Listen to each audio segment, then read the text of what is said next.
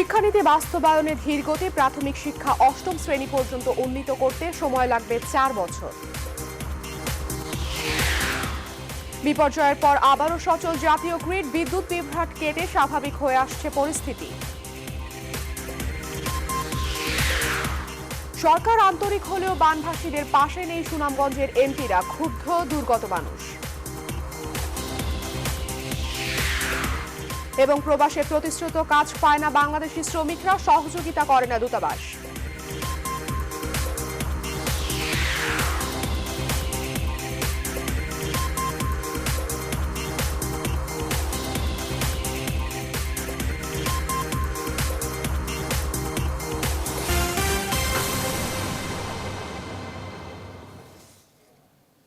স্বাগত নিউজ 24 সংবাদে। আমি আফরিন আনোয়ার। দেখছিলেন সংবাদ শিরোনামগুলো, এবারে বিস্তারিত। শুরুতেই সড়ক দুর্ঘটনার খবর। টাঙ্গাইল ও নাটোরে সড়ক দুর্ঘটনায় নিহত হয়েছেন 9 জন, আহত কমপক্ষে 32 জন। মঙ্গলবার রাতে টাঙ্গাইলের ঘাটাইল গুনগ্রাম এলাকায় এই দুর্ঘটনা ঘটে। প্রত্যক্ষদর্শীরা জানান, জামালপুরগামী বিনিময় পরিবহনের যাত্রীবাহী বাস গুনগ্রাম বাস স্ট্যান্ডের কাছে পৌঁছলে হঠাৎ নিয়ন্ত্রণ হারিয়ে পাশের খাদে পড়ে যায়। এতে ওই বাসের 2 নারী সহ 7 জন মারা যান।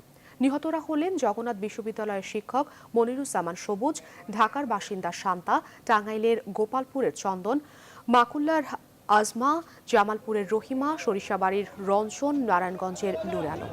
আহতদের ঘাটাইল উপজেলা স্বাস্থ্য কমপ্লেক্সে এবং টাঙ্গাইল সদর হাসপাতালে ভর্তি করা হয়েছে। এদিকে নাটোরের সিংড়া উপজেলায় জামতলী বাজারে গরু বোঝাই ট্রাক খাদে পড়ে 2 জন নিহত হয়েছেন। দুর্ঘটনায় অন্তত 2 জন আহত।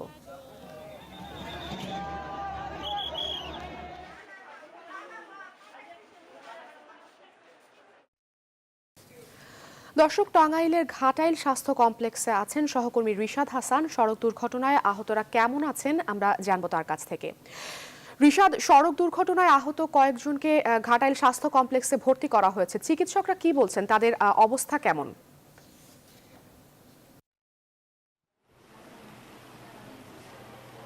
ধন্যবাদ আফরিন আপনাকে। আপনি জানেন যে আসলে গতকাল রাত আনুমানিক 10টা থেকে 10:30 নাগাদ টাঙ্গাইলের ঘাটাইলে একটি সড়ক দুর্ঘটনায় অন্তত 7 জন নিহত হন এবং সেই সাথে অন্তত প্রায় 30 জন আহত হন। এবং এখানে এই উপজেলা স্বাস্থ্য কমপ্লেক্সে সেখানকার আহত 22 জন এবং নিহত 7 জনকে এখানে নিয়ে আসা হয়।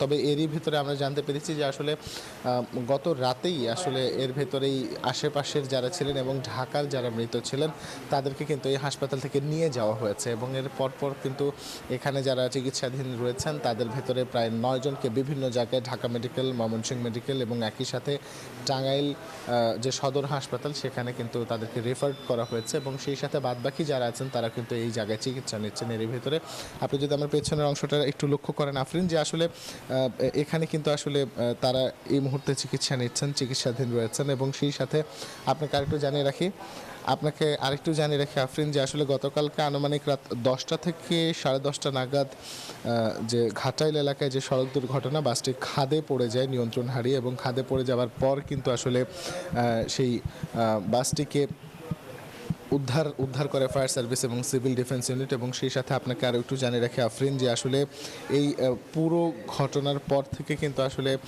আমরা এখনও পর্যন্ত জানতে পেরেছি যে 7টি মরদেহকে কিন্তু তাদের আত্মীয়স্বজনরা নিয়ে গেছেন। এবং এর ভেতরে আমরা জানতে পেরেছি যে 3টি মরদেহ যারা ঢাকায় বসবাস করছিলেন, ঢাকা থেকে আগত যে বিনিময় পরিবহন, সেই বিনিময় পরিবহন টাঙ্গাইল ঘাটাইল হয়ে ধনপুর পর্যন্ত যায়।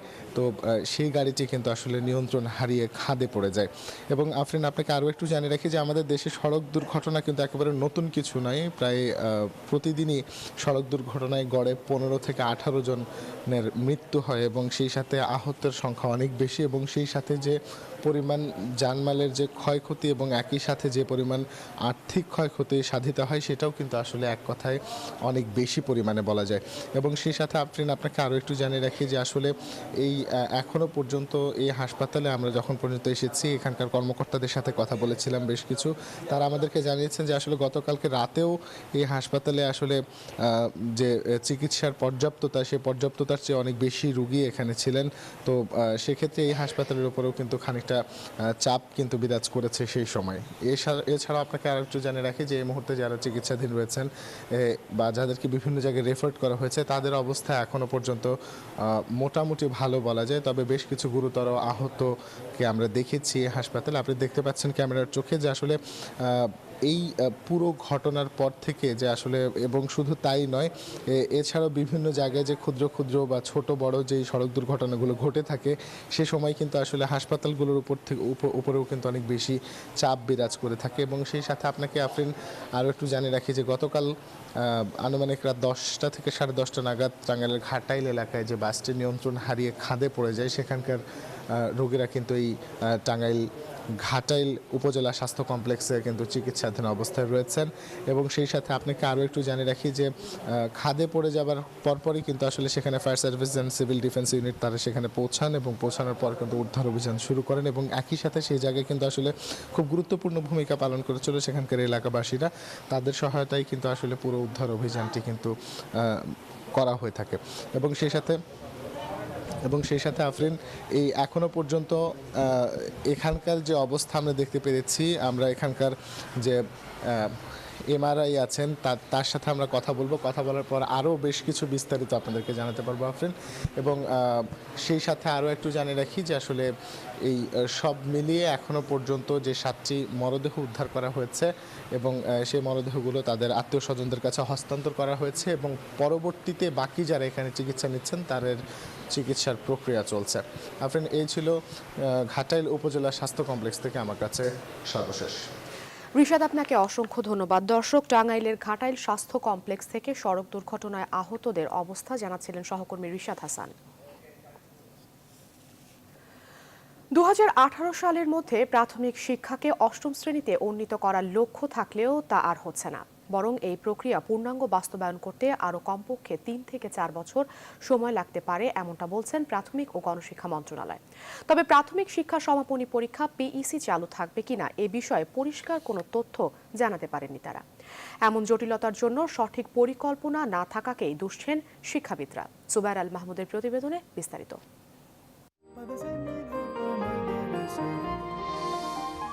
শিক্ষানীতি 2010 অনুযায়ী 2018 সালের মধ্যে প্রাথমিক শিক্ষা স্তর 5ম শ্রেণী থেকে 8ম শ্রেণীতে উন্নীত করার লক্ষ্য নির্ধারণ করা হয়, কিন্তু এখন কমপক্ষে তা 3 থেকে 4 বছর পিছিয়ে যাচ্ছে।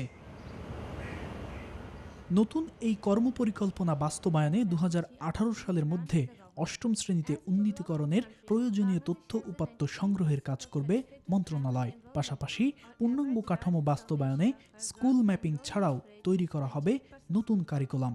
মন্ত্রণালয় বলছে এই বিশাল কর্মযজ্ঞ 2018 সালের মধ্যে কোনোভাবেই শেষ করা সম্ভব নয়। আমরা টার্গেট করেছি যে 19 সালে আমরা 6ষ্ঠ শ্রেণীর রিভাইজড কারিকুলাম দিতে পারবো। এবার 20 সালে 7ম এবং 21 সালে আমাদের টার্গেট আছে 8ম। মন্ত্রণালয় বলছে বর্তমানে যেসব প্রাথমিক বিদ্যালয়গুলোকে 8ম শ্রেণীতে উন্নীত করা হবে তাদের অবকাঠামো নির্মাণের বিষয় ছাড়াও যেখানে শুধুই মাধ্যমিক বিদ্যালয় রয়েছে সেখানে নতুন করে প্রাথমিক বিদ্যালয় স্থাপনের অনুমতি দিয়ে সেই বিদ্যালয় 8ম শ্রেণীতে উন্নীত করার প্রয়োজন হবে, এমন নানা জটিল বিষয়গুলোই এখন যাচাই করা হচ্ছে। যেখানে দরকার আছে, যেখানে দরকার হবে সেখানে আমরা এটা করব। মানে ঢালাওভাবে সকল সরকারি প্রাইমারি স্কুল 8ম শ্রেণীতে উন্নীত হবে না।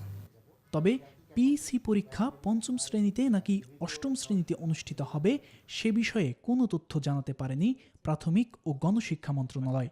আর এর জন্য শিক্ষাবিদরা যথাযথ কর্তৃপক্ষের সঠিক কর্মপরিকল্পনা না থাকাকেই দুষছেন। পরিকল্পনাটা যদি এখন থেকেই আমরা তৈরি করতে পারি তাহলে হয়তো আমরা যেভাবে আগাতে চাই আমরা আগাতে পারবো এবং প্রাথমিক শিক্ষাকে 8ম শ্রেণী পর্যন্ত তখন নিয়ে যেতে পারবো। দেশে বর্তমানে 65,000 প্রাথমিক বিদ্যালয় রয়েছে। এর মধ্যে এখন পর্যন্ত 807টি প্রাথমিক বিদ্যালয়ে 8ম শ্রেণী চালু করতে পেরেছে প্রাথমিক ও গণশিক্ষা মন্ত্রণালয়। জুবায়ের আল মাহমুদ, নিউজ 24, ঢাকা। অবশেষে স্বাভাবিক হয়ে এসেছে দেশের বিদ্যুৎ পরিস্থিতি। ঝড়ের কারণে ক্ষতিগ্রস্ত একটি সঞ্চালন লাইন মেরামত করার সময় জাতীয় গ্রিডের আরেকটি সঞ্চালন লাইনে বিপর্যয় দেখা দেয়। এতে দেশের উত্তর ও দক্ষিণ জনপদের বিস্তীর্ণ এলাকা বিদ্যুৎবিহীন হয়ে পড়ে। এ কারণে মঙ্গলবার বেলা 11:20 থেকে বরিশাল, রাজশাহী, খুলনা ও রংপুর জোনে বিদ্যুৎ সরবরাহ বন্ধ হয়ে যায়। জুবায়ের আল মাহমুদের আরও একটি প্রতিবেদনে বিস্তারিত। কালবৈশাখী ঝড়ের কারণে সোমবার রাতে কিশোরগঞ্জ জেলার ভৈরবে বিদ্যুতের টাওয়ার ভেঙে পড়ে, আর এতে 230 কিলোভোল্টের সরবরাহ লাইন ক্ষতিগ্রস্ত হয়। আর এই লাইন মেরামত করার সময় মঙ্গলবার বেলা 11:20 ঘোড়াশাল ঈশ্বরদী সঞ্চালন লাইনের সরবরাহেও বিভ্রাট দেখা দেয়। ফলে এর সঙ্গে যুক্ত রাজশাহী ও রংপুর অঞ্চল বিদ্যুৎহীন হয়ে পড়ে। ওই দুই অঞ্চলের বিদ্যুৎ কেন্দ্রগুলোতে উৎপাদন বন্ধ হয়ে যায়। পাশাপাশি বন্ধ হয়ে যায় খুলনা ও বরিশাল অঞ্চলে সরবরাহ ও উৎপাদনও। এর ফলে দেশের দক্ষিণ ও উত্তরাঞ্চল বিদ্যুৎহীন হয়ে পড়ে। এই অবস্থায় মঙ্গলবার সচিবালয়ে জরুরি সংবাদ সম্মেলন ডাকেন বিদ্যুৎ প্রতিমন্ত্রী। তিনি জানান, পরিস্থিতি মঙ্গলবারের মধ্যেই স্বাভাবিক হবে। এটা খুব সাময়িক। আমরা ইতিমধ্যে কিছুটা জায়গা সঞ্চালন শুরু হয়ে গেছে, আর পরবর্তী কয়েক ঘন্টার মধ্যে আশা করছি যে আস্তে আস্তে একটা ভালো জায়গায় পৌঁছাবো আমরা। বিদ্যুৎ উন্নয়ন বোর্ডের তথ্য অনুযায়ী খুলনা, বরিশাল, রাজশাহী ও রংপুর বিভাগে 2249 মেগাওয়াট উৎপাদন ক্ষমতার মোট 27টি বিদ্যুৎ কেন্দ্র রয়েছে। এছাড়া আন্তঃদেশীয় গ্রিড লাইনের মাধ্যমে ভারত থেকে 500 মেগাওয়াট বিদ্যুৎ আসে কুষ্টিয়ার ভেড়ামারা হয়ে। কিন্তু হঠাৎ বিভ্রাটের কারণে এই 4 অঞ্চলের 35টি জেলার বাসিন্দারা বিদ্যুৎহীন হয়ে পড়ে। জুবায়ের আল মাহমুদ, নিউজ 24, ঢাকা। হাওরের কান্নায় যখন মর্মাহত পুরো দেশ, তখনও দেখা নেই তাদের, যাদের সবার আগে অসহায় মানুষগুলোর পাশে থাকার কথা ছিল। সুনামগঞ্জ এর 5 আসনের সংসদ সদস্যদের মধ্যে এলাকায় আছেন মাত্র একজন। দুর্যোগের সময়ে এমপিদের পাশে না পেয়ে ক্ষোভ প্রকাশ করলেন দুর্গত মানুষরা। আমিনুল ইসলামের ছবিতে প্রতিনিধি বোরহান উদ্দিনকে সাথে নিয়ে বিস্তারিত জানাচ্ছেন মাফিয়া মুক্তা। অকাল বন্যায় হাওর অঞ্চলের ফসলহারা মানুষের পাশে দাঁড়াতে কার্পণ্য করেননি খোদ সরকার প্রধান। সরজমিনে গিয়ে প্রধানমন্ত্রী শেখ হাসিনা মুছে এসেছেন হাওরবাসীর কান্না, কিন্তু এখনও নিশ্চুপ এই মানুষগুলোরই ভোটে নির্বাচিত স্থানীয় সংসদ সদস্যরা। অভিযোগ, 1 মাসেরও বেশি সময় ধরে অতিবৃষ্টি আর পাহাড়ি ঢলে সব হারানো মানুষের পাশে নেই সুনামগঞ্জের জনপ্রতিনিধিরা। 15-20 দিন চলেছে মাইটান এবং বলদার হাওর, কোনো মন্ত্রী মিনিস্টার আইয়া এই পর্যন্ত আপনারা দেখলা সারাদিন একটা লুটি ভাই কিনা হয়, এ হালে দিন যায়, কোনো সরকারি লোক কোনো বিচারে আমরা দেখে না। আজকে যদি রতন এমপি আইতো গ্রাম আইয়া আমরা একটা বুঝ দিত, তো আমরা আনতাম যা এমপি সাহেব একটা বুঝ দিছ, বা একজন মন্ত্রী আইয়া একটা বুঝ দিত, যা আমরা মন্ত্রী বুঝ দিছে আমরা চলতে পারবো, এই কোনো ক্ষমতা নাই যে আমরা। অভিযোগ স্বীকার করেন জেলা পরিষদ চেয়ারম্যান, বলেন আওয়ামী লীগ সরকার আন্তরিক হলেও মাঠে পাওয়া যাচ্ছে না তাদের সংসদ সদস্যদের। আমরাই ওদের পাশে ছিলাম, কিন্তু যারা জনগণের ভোটে নির্বাচিত সংসদ সদস্য, জনগণ যাদেরকে নির্বাচিত করেছে, তারা কখনো তাদের পাশে তাদেরকে পাওয়া যায় নাই, বা তারা কখনো ওদের সুখ দুঃখে কখনো তাদের পাশে তারা দাঁড়ায় নাই। এদিকে সুনামগঞ্জ সদর আসনের সংসদ সদস্য ছাড়া এখনও অন্য 4 আসনের কোনো সাংসদের দেখা মেলেনি হাওরে। যিনি উপস্থিত আছেন দুর্গতদের সহায়তায়, তারও কোনো তৎপরতা চোখে পড়েনি। তবে তার দাবি, সবসময় হাওরবাসীর পাশে থাকেন তিনি। ফসল রক্ষা বাঁধ যখন নির্মাণ হচ্ছিল, ফসল রক্ষা বাঁধ নির্মাণের সময়ও আমি আমার নির্বাচনী এলাকায় আমি সব জায়গায় ঘুরে বেরিয়েছি। বাঁধের কাজগুলো ত্বরান্বিত করার জন্য চেষ্টা করেছি। আমাদের যারা পিআইসিতে কাজ করছেন তাদেরকে মনিটরিং করার চেষ্টা করেছি। ক্ষতিগ্রস্তরা বলছেন, ত্রাণ সহায়তা না হলেও সান্ত্বনা দিতেও আসতে পারতেন তাদের সুখে দুঃখে সাথে থাকার অঙ্গীকারবদ্ধ জনপ্রতিনিধিরা। মাফিয়া মুক্তা, নিউজ 24, সুনামগঞ্জ। এদিকে হাওর অঞ্চলে আগাম বন্যায় ফসলহানির ঘটনায় বাঁধ নির্মাণ ও মেরামত কাজ তদারকিতে জড়িত পানি উন্নয়ন বোর্ডের 3 কর্মকর্তাকে বরখাস্ত করেছে পানি সম্পদ মন্ত্রণালয়। মঙ্গলবার সচিবালয়ে এক জরুরি সংবাদ সম্মেলনে পানি সম্পদ মন্ত্রী আনিসুল ইসলাম মাহমুদ চৌধুরী এই তথ্য জানান। 3 জন প্রকৌশলী ওখানে ডাইরেক্টলি সরাসরি সম্পৃক্ত।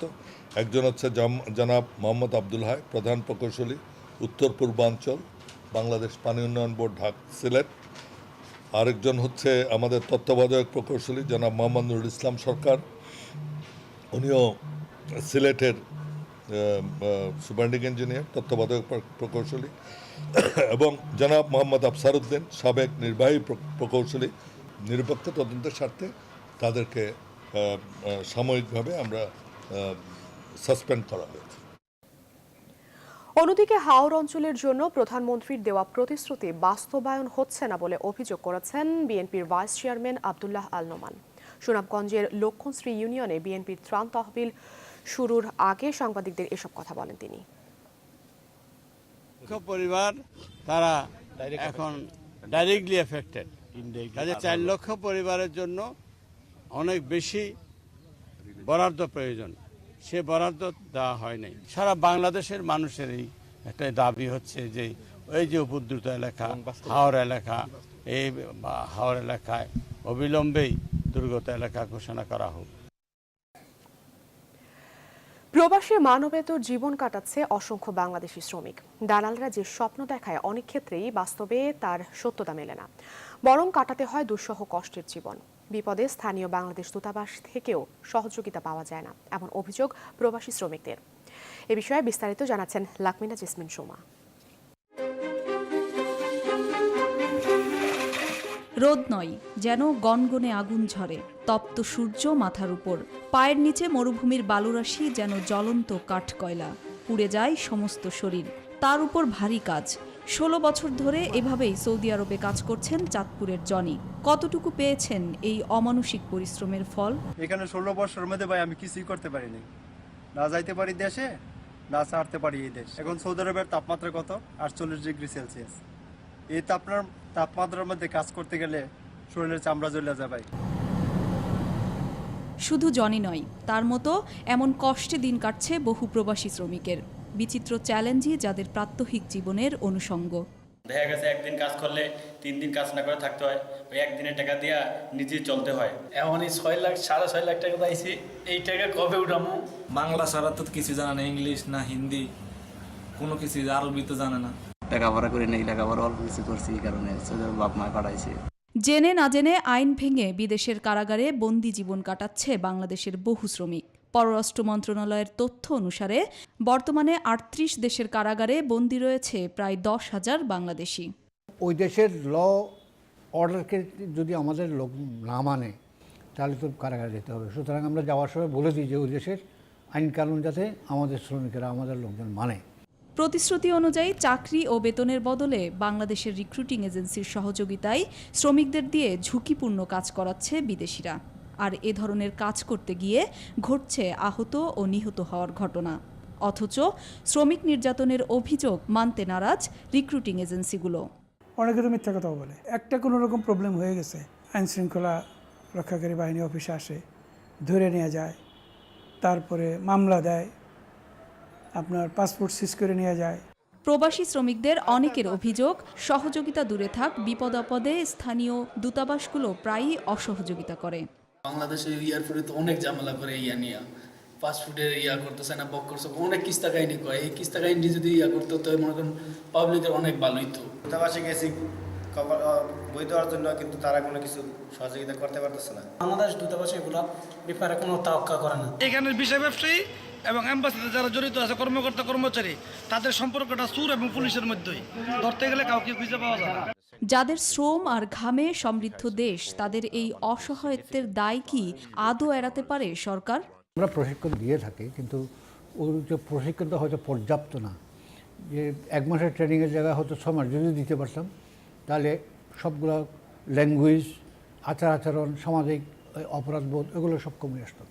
সরকারি হিসেব বলছে গত 10 বছরে বিদেশের মাটিতে অন্তত 30,000 শ্রমিক মারা গেছে।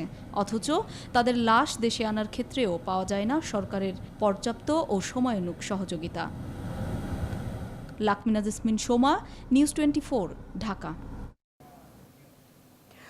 কেন্দ্রীয় শহীদ মিনারে মুক্তিযোদ্ধা আবৃত্তি শিল্পী ও স্থপতি কাজী আরিফকে শ্রদ্ধা জানিয়েছেন সর্বস্তরের মানুষ। মঙ্গলবার দুপুর 12:15টার দিকে মরদেহ কেন্দ্রীয় শহীদ মিনারে পৌঁছলে ম্যাজিস্ট্রেট রবীন্দ্র চাকমার নেতৃত্বে পুলিশের একটি দল গার্ড অফ অনার জানান। সেখানে তাকে শেষ শ্রদ্ধা জানান রাজনীতিক ও সাংস্কৃতিক ব্যক্তিত্বরা। পরে ঢাকা বিশ্ববিদ্যালয় কেন্দ্রীয় জামে মসজিদ মরহুমের জানাজা শেষে লাশ নিয়ে যাওয়া হয় ধানমন্ডিতে তার মেয়ের বাড়িতে। এর আগে কাজী আরিফের মরদেহ নিয়ে যুক্তরাষ্ট্র থেকে আসা ফ্লাইটটি মঙ্গলবার সকাল 9:45 হযরত শাহজালাল আন্তর্জাতিক বিমানবন্দরে অবতরণ করে।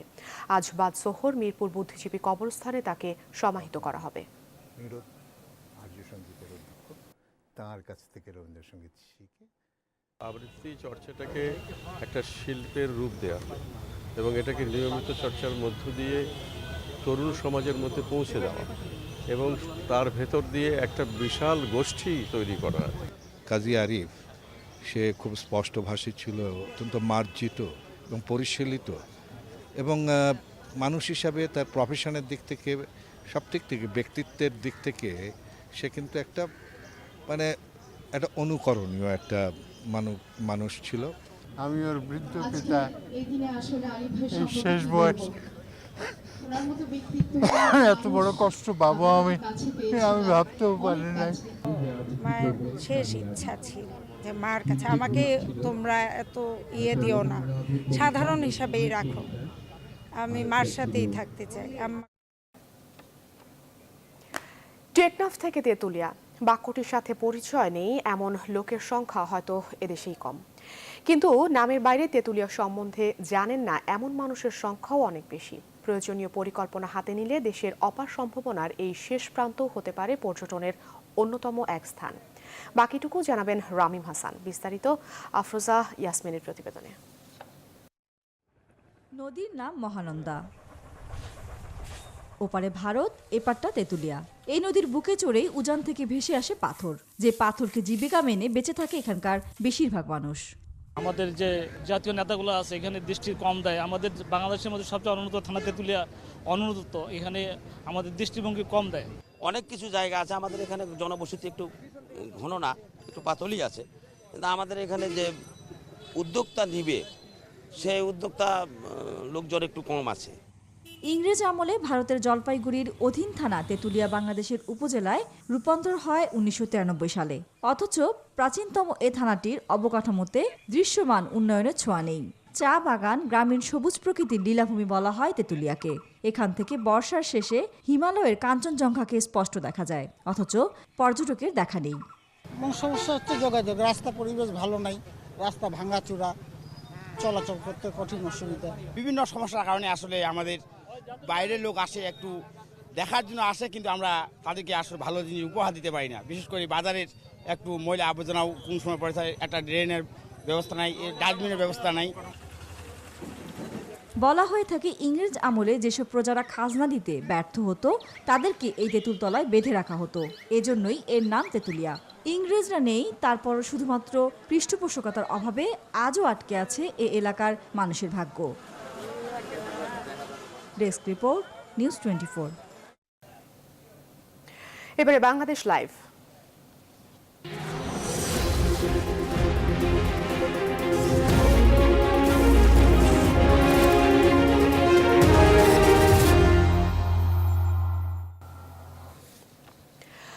এতক্ষণ রামিম হাসানের প্রতিবেদনে জানছিলাম তেঁতুলিয়া সম্পর্কে। এবার সরজমিনে চলে যাব রামিম হাসানের কাছে। তিনি আছেন বাংলাদেশ লাইভে এবং তেঁতুলিয়া থেকে। বিস্তারিত জানবো রামিম হাসানের কাছ থেকে।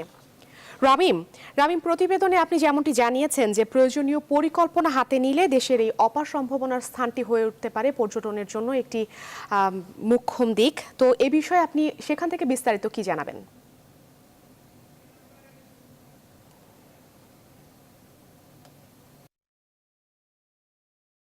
নদীর পাড়ে এবং আমার ঠিক পিছনে দেখতে পাচ্ছেন যে ভারতের সীমানা যেই পিলারগুলো রয়েছে এবং সেই সাথে যে কাঁটাতার, সেই কাঁটাতারগুলো দেখা যাচ্ছে। এবং যে বিষয়টি আমি রিপোর্টের মধ্যে বলছিলাম, যে জানিয়েছিলাম যে এই জায়গাটিতে দাঁড়িয়েই কিন্তু আসলে কাঞ্চনজঙ্ঘা দেখা যায় এবং ভারতের যে বিভিন্ন স্থানগুলো, সেই স্থানগুলোকে পর্যবেক্ষণ করা যায় এবং পর্যটকদের জন্য অত্যন্ত আকর্ষণীয় একটি স্থান কিন্তু হয়ে ওঠে। বিশেষ করে এখন এই মুহূর্তে আপনারা দেখতে পাচ্ছেন না, কিন্তু আকাশ যখন পরিষ্কার থাকে তখন কিন্তু এই জায়গাটি থেকে কাঞ্চনজঙ্ঘা থেকে শুরু করে এই জায়গার যেই সৌন্দর্যটা সেটা আরও অনেকখানি বেড়ে যায়। এবং এই যে মহানন্দা নদী, এটিরও কিন্তু একটা বিশেষত্ব রয়েছে। এই নদী দিয়েই কিন্তু ভারত থেকে যেই নদীর যে উৎপত্তিস্থল, সেখান থেকে পাথর বেয়ে আসে এবং এই পাথরের উপর নির্ভর করেই এখানকার বেশিরভাগ মানুষের কিন্তু জীবিকা। এবং আমার পেছনে আপনারা যেমনটি দেখতে পাচ্ছেন, এই সকালবেলা খুব সকাল থেকেই আমরা দেখতে পাচ্ছি এখানকার মানুষ যারা তারা পাথর উত্তোলনে ইতোমধ্যে লেগে গেছেন এবং এই যে বড় বড় যেই টিউবগুলো দেখতে পাচ্ছেন এগুলোতে করেই তারা নদীর মধ্যে থেকে পাথর নিয়ে আসে এবং জীবন জীবিকা অনেকাংশেই কিন্তু এই পাথরের উপর নির্ভর করে। কিন্তু যেটি আমি আমার রিপোর্টের মাধ্যমে জানাতে চাচ্ছিলাম যে এখানে পর্যটনের কিন্তু একটা অপার সম্ভাবনা রয়েছে, সেই সম্ভাবনাটিকে এখনো পর্যন্ত কাজে লাগানো সম্ভব হয়নি। এখানকার মানুষ কিন্তু এখনো পর্যন্ত যেই দিন মজুর বা দিন এনে দিন খাওয়ার যে বিষয়টি এখনো কিন্তু তার মধ্যে সীমাবদ্ধ রয়েছে। আমরা টেকনাফ থেকে তেঁতুলিয়ার কথা বলি, সেই টেকনাফে কিন্তু আমরা দেখি যে সেখানে পর্যটন শিল্পের ব্যাপক বিকাশ কিন্তু ঘটেছে। সেখানে সেন্ট মার্টিন কক্সবাজারের কারণে অবকাঠামোগত উন্নয়ন সবকিছু মিলিয়ে সেখানকার মানুষ কিন্তু পর্যটনের সাথেও ব্যাপকভাবে লিপ্ত হতে পেরেছে। কিন্তু এই জায়গাটিতে নানা ধরনের সম্ভাবনা থাকার পরেও সেই ধরনের কোনো অবকাঠামোগত সমস্যা সমাধান না হওয়ার কারণে এখনো পর্যন্ত কিন্তু এই এলাকাটি পিছিয়ে রয়েছে। আমরা এই এলাকার একজন সাধারণ মানুষের সঙ্গে একটু কথা বলতে চাই। ওনার নাম আব্দুর রাজ্জাক এবং উনি পাথর উত্তোলন করেন। আপনার কাছে জানতে চাই, আপনারা এই এলাকাতে যারা সাধারণ মানুষ যারা রয়েছেন তাদের পাথর উত্তোলনের বাইরে আর কোনো কাজের সাথে কি আপনারা যুক্ত হতে পারেন? না, পাথর সেটাই কি মূল, মানে পাথর উত্তোলনটাই মূল বিষয়। এখানে কি পরিমাণে মানুষ এখানে পাথর উত্তোলন করে থাকে? এখানে পাথর উত্তোলন প্রায় মানুষ হাজার হাজার মানুষ পাথর এখানে তুলে কাজ করে খায়, পাথর তুলে কাজ করে খায়। এখানে এই তেঁতুলিয়া থেকে 0 পয়েন্ট পর্যন্ত হাজার হাজার মানুষ কাজ করে পাথর তুলে। আচ্ছা, আর এর বাইরে কি আপনারা অন্য কোনো কাজ বা এইখানে পর্যটকের সংখ্যা কেমন থাকে অন্যান্য সময়? যেমন আপনি যেমনটি বলছিলেন কিছুক্ষণ আগে যে এই পাশ থেকে কাঞ্চনজঙ্ঘা দেখা যায়, অনেক সুন্দর একটা পরিবেশ তৈরি হয়, তো মানুষ কি কেমন আসে? মানুষ দেখতে আসে, অনেক মানুষ বাইরে থেকে দেখতে আসে, দেখে যায়। তো সেই মানুষের উপরে নির্ভর করে, যে পর্যটনের উপর নির্ভর করে এখানে কি আপনার জীবন জীবিকা এখনো পর্যন্ত গড়ে উঠেছে? হ্যাঁ, গড়ে উঠতেছে। কিন্তু এটা আরো ভালোভাবে যদি করতে হয় তাহলে কি করা উচিত আপনার কি মনে হয়? এটা এইভাবে মার যদি পাথর তোলা চলে বা এইভাবে চলে, মানুষ অনেকটা পরিবর্তন হতে পারবে আগের চেয়ে। আর পাথরের রেটও ভালো। পাথরের বিষয়ে আর একটু জানতে চাই, সেটি হচ্ছে মানে সারা বছরই কি আপনারা পাথর তুলতে পারেন নদী থেকে?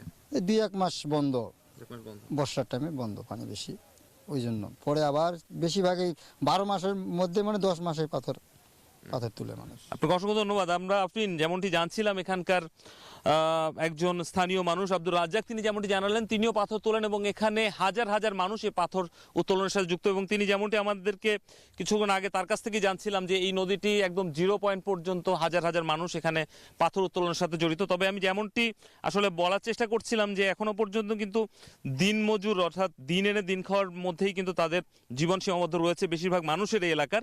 কিন্তু যদি পর্যটন শিল্পটাকে আসলে এই জায়গাটিতে সেভাবে গড়ে তোলা যেত এবং সরকারি পৃষ্ঠপোষকতা বা বেসরকারি পৃষ্ঠপোষকতা এখানে পাওয়া যেত, বিশেষ করে আমরা এখানে আসার পরে যে বিষয়টি দেখেছি এখানে কিন্তু ভালো কোনো হোটেল নেই, যোগাযোগ ব্যবস্থার নানা ধরনের সমস্যা রয়েছে এবং এ কারণে যে পরিমাণে সম্ভাবনাময় একটি এলাকা তেঁতুলিয়া, প্রাকৃতিক সৌন্দর্যের দিক থেকে এবং অর্থনৈতিক দিক থেকে নানা যে সম্ভাবনা রয়েছে, তারপরও সেই উন্নয়নটি কিন্তু এখনো পর্যন্ত দেখা যায় না। অর্থাৎ বাংলাদেশের যে বিভিন্ন অনগ্রসর উপজেলাগুলো রয়েছে তার মধ্যে কিন্তু একটি তেঁতুলিয়া, অথচ সারা বাংলাদেশের মানুষ কিন্তু তেঁতুলিয়ার নামটি চেনে, তেঁতুলিয়ার নামটি সম্পর্কে জানে, কিন্তু এই এলাকা সম্পর্কে ধারণা কিন্তু খুব বেশি নেই। যেমনটি বলছিলাম সেন্ট মার্টিন বা টেকনাফ, সেই এলাকাগুলোতে কিন্তু সারা বাংলাদেশ থেকে এমনকি বিদেশি পর্যটকরাও সেখানে যায় এবং সেখানকার যেই পর্যটন, সেই পর্যটনের সাথে তারা যুক্ত হতে পারে, কিন্তু এখানে কিন্তু সেরকম কোনো বিষয় এখনো পর্যন্ত গড়ে ওঠেনি।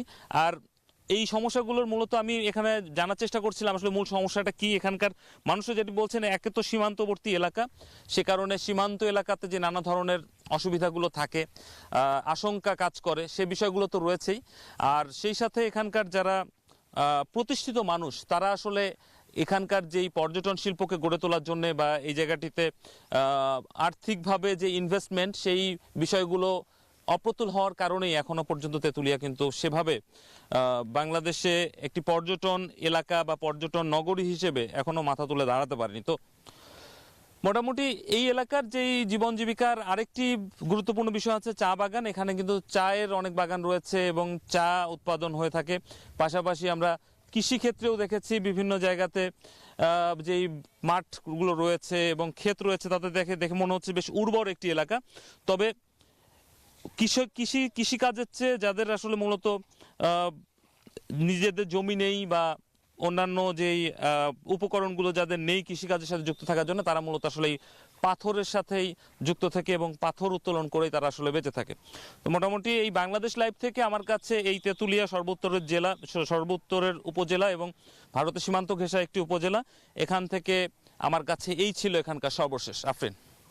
রামিম, আপনাকে অসংখ্য ধন্যবাদ। দর্শক, বাংলাদেশ লাইভে তেঁতুলিয়ার মহানন্দা নদী পাড় থেকে সেখানকার সমস্যা এবং সম্ভাবনাগুলো জানাচ্ছিলেন সহকর্মী রামিম হাসান। কয়েক মাস আগেও পরিচ্ছন্ন নগরী খুলনা এখন পরিণত হয়েছে দুর্ভোগের নগরীতে।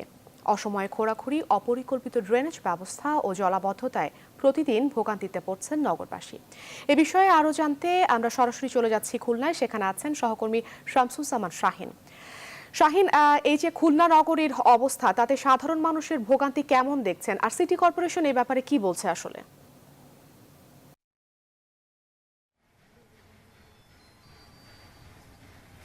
ধন্যবাদ আফরিন। আপনি যেমনটি বলছিলেন যে কিছুদিন আগেও, কয়েক বছর আগেও খুলনা ছিল একটি পরিচ্ছন্ন নগরী এবং নগরীর এক প্রান্ত থেকে অন্য প্রান্তে যেতে সামান্য সময় হাতে নিয়ে বের হলেই পৌঁছে যাওয়া যেত। কিন্তু সেই নগরীটা হঠাৎ করেই জঞ্জালের নগরীতে পরিণত হয়েছে। একদিকে ওয়াসার উন্নয়নের খোঁড়াখুড়ি, পাশাপাশি অপরিকল্পিত ড্রেনেজ ব্যবস্থা এবং বর্জ্য ব্যবস্থাপনায় অব্যবস্থা, সব মিলে এখানকার নাগরিক জীবনে দুর্ভোগ চরমে পৌঁছেছে।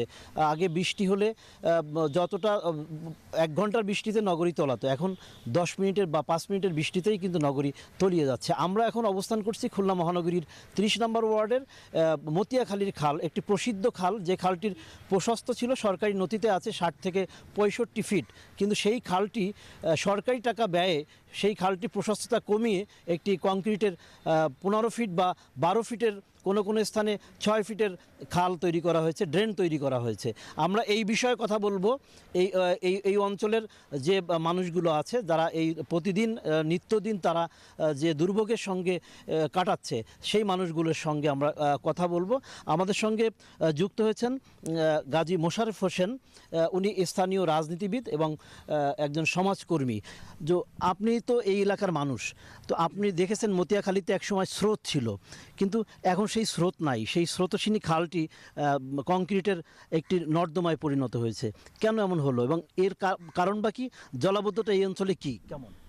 ঘটনা হচ্ছে, আমাদের খুলনা অঞ্চলটা, এই খুলনা নিচু জায়গা, কিন্তু এখানে বৃষ্টি যখন হয়, বৃষ্টি হলে এই জলবদ্ধতা আটকে যায়। কেন? এখানে ভালো ড্রেন, পানি নিষ্কাশনের জন্য কোনো ভালো ড্রেন নাই, রাস্তাঘাট সেরকম উপযোগী না। সেজন্য আমাদের দুর্ভোগ, জনগণের বাড়িতে পানি আটকে গেলে চলাফেরার জন্য জনগণ বিঘ্ন ঘটে, চলাফেরা করতে পারে না। বিধায় আজকে খুলনা শহরে আমরা দেখতে পাই যে ইজিমাইক, এই ইজিমাইকও একটা খুলনার জনগণের জন্য একটা দুর্ভোগ। যে খুলনা শহরে 5000 ইজিমাইক চলতে পারে, সেখানে 20 থেকে 25,000 ইজিমাইক চলে। সেজন্য আমাদের এই শহরে চলাফেরার জন্য মানুষের দুর্ভোগ। তাই আমরা চাই যে এই দুর্ভোগ সরকারের সদিচ্ছা থাকা সত্ত্বেও যে রাস্তাঘাটগুলো যেগুলো আপনার পাস হয়েছে, যেগুলো টেন্ডার হয়েছে, সেগুলো কাজেও সেগুলো বিঘ্ন ঘটছে, সেগুলো সঠিক মতন কাজ ডিউ টাইমে কাজ করতেছে না। এই জন্য আমাদের অনেক সমস্যা। খুলনার মানুষ আমরা এখন অবহেলিত হিসেবে আছি। আপনাকে ধন্যবাদ। আপনি শুনছিলেন যে এখানকার যে অবহেলিত সংজ্ঞায় উনি সংজ্ঞায়িত করলেন নিজেদেরকে। আমরা এখন কথা বলবো আব্দুল আল মামুন, উনি স্থানীয় রাজনীতিবিদ এবং সমাজকর্মী। কেন এই দুর্ভোগটা হঠাৎ করে নগরীতে বেড়ে গেল? এই দুর্ভোগ হঠাৎ করে হয়নি, একটি মানে সময়ের বিবর্তনের কারণে আস্তে আস্তে এভাবে হয়েছে। বিষয়টি হচ্ছে, আপনি যে জলবদ্ধতার জন্য আজকে আমাদের কথা বলা, সেটি দুটি কারণে। একটি হচ্ছে অতিবৃষ্টি এবং আরেকটি হচ্ছে যে আমাদের রূপসা, আপনারা জানেন যে খুলনার পাশ ঘিরেই ভৈরব নদী, এই ভৈরব নদীর পাশ ঘিরেই খুলনা শহর। এই খুলনা শহরে এই নদী থেকে জোয়ারের সময়, প্রত্যেকটা জোয়ারই বলবো না, গোন বলে আমাদের এখানে, জানেন যে গোন অমাবস্যা পূর্ণিমার সময় যখন জোয়ার হয়, অতিরিক্ত জোয়ার হয়, সেই জোয়ারের পানিটা রাস্তা পার করে এপার চলে আসে এবং এই পানিটা আসার পরে এটা নামার কোনো ব্যবস্থা নাই। আপনি যেটা বলছিলেন যে এই যে খালের উপর আমরা বসে আছি, এই খালটি 60 ফুট চওড়া ছিল। কোনো জায়গায় 80 ফুট, কোনো জায়গায় 70 ফুট এত আপনার ছিল, যারে বলে চওড়া ছিল। সেটাকে আপনারা দেখবেন উন্নয়নের নামে সংকুচিত করে ছোট্ট একটা ড্রেনে পরিণত করা হয়েছে। এখন খুলনা শহরে পানিগুলো গুরুত্বপূর্ণ এই খাল পানি নামার জন্য, যেমন এই মতিয়াখালী খাল, এর সঙ্গে আছে আপনার বান্দাবাজারের খাল, এরপরে হচ্ছে আপনার লবণচড়া 2 গেটের খাল, এরপরে হচ্ছে 10 গেটের খাল। আপনি শুধু এইখানে না, রূপসা শিল্পাঞ্চলই না, আপনি দেখবেন যে শহরের গুরুত্বপূর্ণ জায়গা রয়্যালের মোড়েও 10-15 মিনিট বর্ষা হলেই কিন্তু এমন অবস্থা হয় ওখান থেকে গাড়ি চলাচলের কোনো ব্যবস্থা থাকে না। বিষয়টি হচ্ছে এটা অপরিকল্পিতভাবে আপনার বিভিন্ন স্থাপনা তৈরি হচ্ছে। এখানে বিভিন্ন খাল আছে, কয়েকটি কারণ আছে এতে, শুধু ড্রেনেজ ব্যবস্থা তাও না। এরপরে পেশি শক্তির বলে বড় বড় খালগুলো আপনি দখল করে মাছের চাষ করা হচ্ছে, দেখার কেউ নেই। আবার দেখবেন যে অনেক খাল আছে যে খালের অস্তিত্বই নাই। খুলনা শহরের অনেক খালের অস্তিত্ব নাই, সেখানে বড় বড় বিল্ডিং হয়েছে, বিভিন্ন লোক দখল করে নিয়েছে। খুলনার যে ম্যাপ আছে, ম্যাপ অনুসারে যে সরকারি যে খালগুলো, এই খালগুলো যদি মুক্ত করা যেত তাহলে এই সমস্যাটা হতো বলে আমি মনে করি না। পাশাপাশি একটি কথা বলি যে আমি এই অঞ্চলের মানুষ, আপনার যারে বলে দক্ষিণাঞ্চল থেকে। ধন্যবাদ আপনাকে মামুন। আপনি যেমনটা বলছেন, আফরিন যেমনটা শুনছিলেন যে এই খুলনা মহানগরীতে অসংখ্য খাল আছে, প্রাকৃতিক খাল, যেগুলো প্রশস্ত ছিল এবং গোটা নগরীর পানি নিষ্কাশন ব্যবস্থা এই খালের মাধ্যমে হতো, কিন্তু সেই খালগুলো এখন আর নেই, সব সংকুচিত হয়ে গেছে, ভরাট হয়ে গেছে, দখল হয়ে গেছে। এবং এখানকার যাদের সাথে কথা বললাম, সকালেও কথা বললাম, তাদের দাবি উঠেছে যে এই খালগুলো দখল মুক্ত করে পয় নিষ্কাশন ব্যবস্থা প্রাকৃতির সাথে মিল রেখে, তাল রেখে গড়ে তোলা, এই ব্যবস্থা গড়ে তুলতে পারলে খুলনা নগরীর যে নাগরিক দুর্ভোগ, জলাবদ্ধতা আছে, এটা নিরসন হবে। আফরিন। শাহিন, আপনাকে অসংখ্য ধন্যবাদ। দর্শক, খুলনা থেকে সেখানকার সমস্যাগুলো তুলে ধরছিলেন আমাদের সহকর্মী শামসুজ্জামান শাহিন। নিউজ 24 সংবাদের সময় হলো বিরতির, ফিরছে একটু পর, সাথে থাকুন।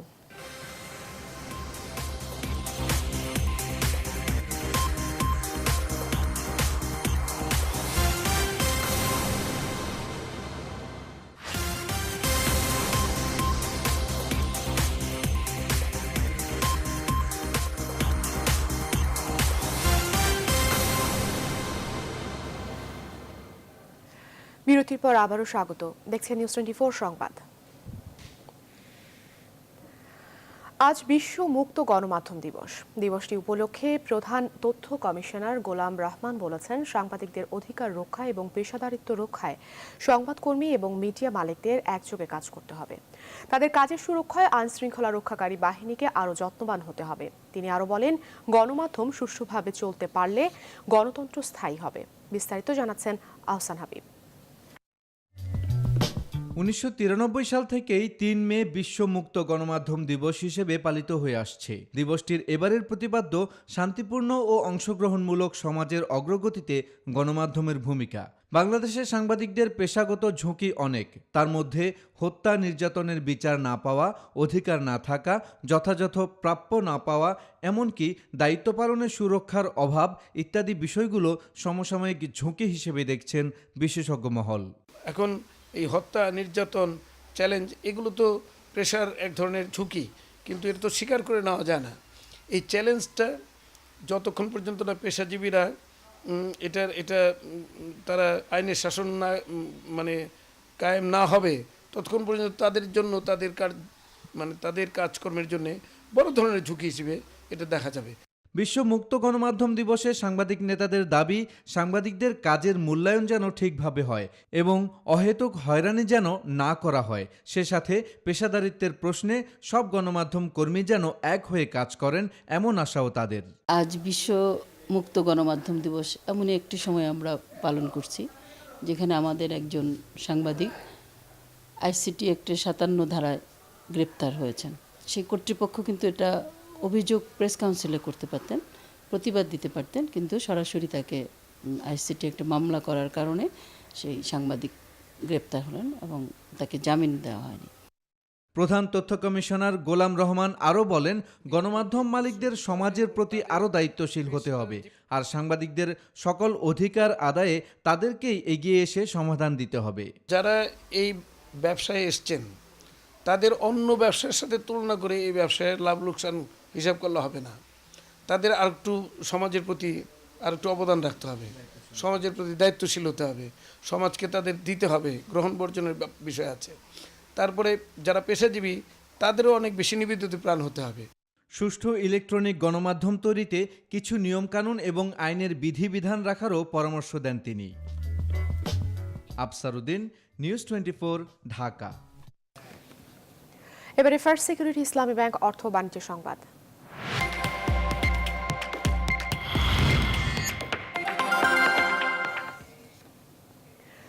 পানির স্বাভাবিক গতিকে বাধাগ্রস্ত না করে হাওর এলাকায় প্রয়োজনীয় সড়ক, সেতু ও বাঁধ নির্মাণে প্রকল্প প্রণয়নের নির্দেশ দিয়েছেন প্রধানমন্ত্রী শেখ হাসিনা। তিনি বলেছেন, আঞ্চলিক মহাসড়ক ও সড়কে কোনো ধরনের অবৈধ দোকানপাট যেন না থাকে তা নিশ্চিত করতে হবে। মঙ্গলবার জাতীয় অর্থনৈতিক পরিষদের নির্বাহী কমিটি একনেকের সভায় এসব নির্দেশনা দেন প্রধানমন্ত্রী। সভায় ভূমিহীনদের পুনর্বাসনে 4,840 কোটি টাকা ব্যয়ে আশ্রয় 2 প্রকল্পের চূড়ান্ত অনুমোদন দিয়েছে একনেক। একনেক সভাপতি প্রধানমন্ত্রী শেখ হাসিনার সভাপতিত্বে এ বৈঠক অনুষ্ঠিত হয়। আশ্রয়ন 2 প্রকল্পের মাধ্যমে 50,000 ভূমিহীন পরিবার পাবে আবাসন এবং কর্মসংস্থান। এছাড়া একনেক সভায় 5 প্রকল্পে মোট 6,500 কোটি টাকা অনুমোদন দেওয়া হয়।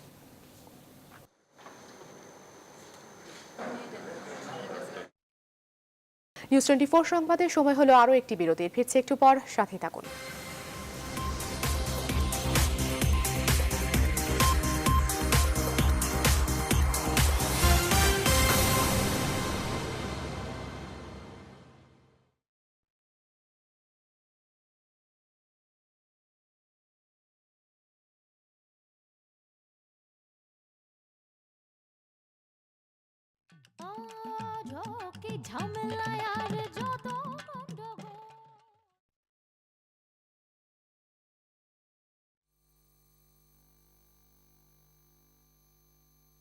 ফ্রান্সে প্রথমবারের মতো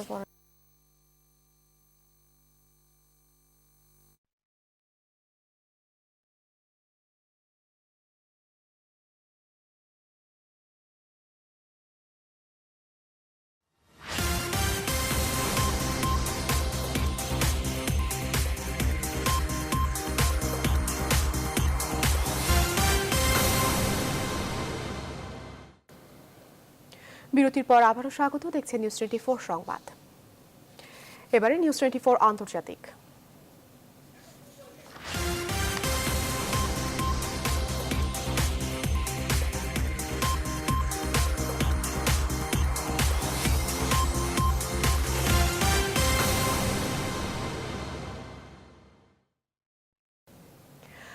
ভেনেজুয়েলায় বড় ধরনের রাজনৈতিক ও অর্থনৈতিক সংকট চলছে উল্লেখ করে সাধারণ নির্বাচনের দাবিতে বিক্ষোভ অব্যাহত রেখেছে দেশটির বিরোধী দলগুলো। মঙ্গলবারও এ দাবিতে দেশটির রাজধানী কারাসাকেসের বিভিন্ন সড়ক অবরোধ করে রাখে তারা। এ সময় পুলিশের সঙ্গে বাধে সংঘর্ষ। এদিকে একই দিন পার্লামেন্টে মাদুরোর নতুন সংবিধান প্রণয়নের ঘোষণার ওপর নিন্দা প্রস্তাব জানিয়েছে বিরোধী দলের সদস্যরা। বিরোধী দলীয় নেতা হেনরিক ক্যাপসিলেস জানান, এ ধরনের সংবিধান প্রণয়ন হবে জালিয়াতি ও প্রতারণার শামিল।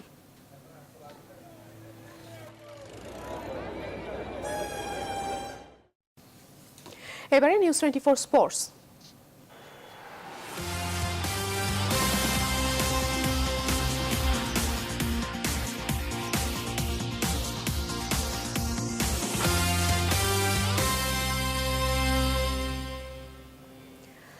ইংল্যান্ডে বাংলাদেশ দলের সঙ্গে যোগ দিতে আজ ভারত থেকে দেশে ফিরবেন কোয়ার্টারমাস্টার মুস্তাফিজুর রহমান। এদিকে আইপিএল খেলতে ভারতে অবস্থানরত সাকিব আল হাসানও জাতীয় দলের সঙ্গে যোগ দিতে দেশে ফিরবেন বৃহস্পতিবার। সব ঠিক থাকলে পরদিনই একই সঙ্গে ইংল্যান্ডের উদ্দেশ্যে ঢাকা ছাড়বেন দলের অপরিহার্য 2 ক্রিকেটার। এবারের আইপিএল এর অভিজ্ঞতা মোটেও সুখকর হয়নি সাকিব মুস্তাফিজদের। সানরাইজ হায়দ্রাবাদের হয়ে মাত্র একটি ম্যাচে মাঠে নামার সুযোগ পেয়েছেন দ্য ফিজ।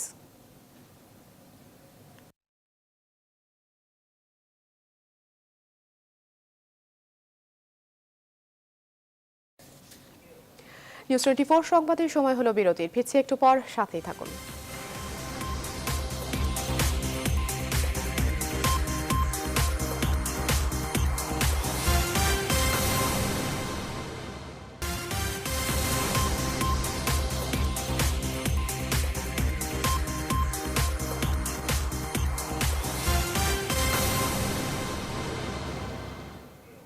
বিরতির পর আবারও স্বাগত। দেখছেন নিউজ 24 সংবাদ। এবারে আমাদের নিয়মিত আয়োজন সংবাদপত্র পর্যালোচনা। আজকের আলোচনায় যোগ দিচ্ছেন চট্টগ্রাম থেকে রিয়াজ হায়দার চৌধুরী। এর আগে জেনে নিচ্ছি ঢাকা থেকে প্রকাশিত সংবাদপত্রগুলোর প্রধান প্রধান শিরোনাম। প্রথমেই আমার হাতে রয়েছে প্রথম আলো।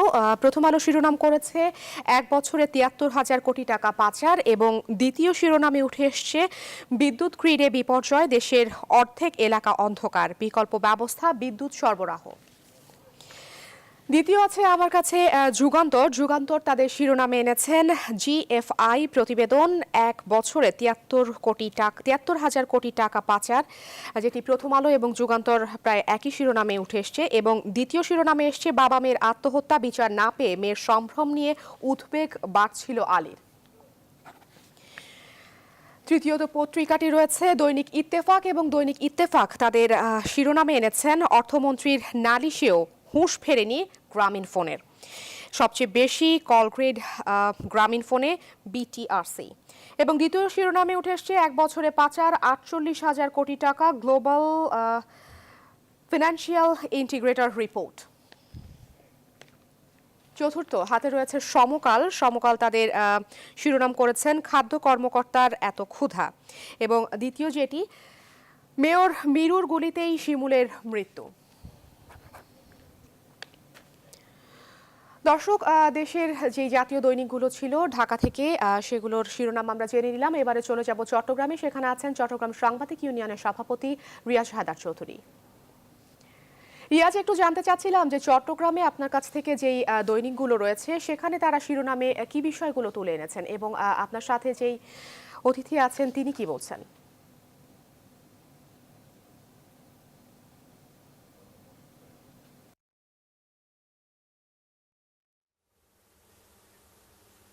ধন্যবাদ আফরিন। চট্টগ্রামের প্রায় সবকটি কাগজেই চট্টগ্রামের জেলা শিল্পকলা একাডেমিতে ছাত্রলীগের নামে একটি দুর্বৃত্ত চক্র সাংস্কৃতিক কার্যক্রমে বাধা দিয়েছে, সেটির ব্যাপারে সংবাদ রয়েছে। এবং এর বাইরে মাঠের বিরোধী দল হিসেবে বিএনপির আভ্যন্তরীণ বিরোধকে কেন্দ্র করে যে মঞ্চ ভাঙচুর, চেয়ার ভাঙচুরের ঘটনা ঘটেছে সেটি বিশেষ গুরুত্ব সহকারে ছাপানো হয়েছে। এছাড়াও প্রেস ফ্রিডম ডে সহ অন্যান্য বিষয় নিয়েই প্রতিবেদন তো আছেই। দৈনিক আজাদী তাদের প্রধানতম শিরোনাম করেছে চট্টগ্রামের সাংস্কৃতিক অঙ্গনে ক্ষোভ, শিল্পকলা একাডেমিতে হামলার নেপথ্যে কি, এবং চেয়ার ছুঁড়ে মেরে মঞ্চ ভেঙে শক্তি প্রদর্শন সংক্রান্ত বিএনপির কর্মী সভাকে ঘিরে সচিত্র প্রতিবেদন তারা করেছেন। এবং বাংলাদেশে রুদ্ধ বিরুদ্ধ মত, অ্যামনেস্টি রিপোর্ট।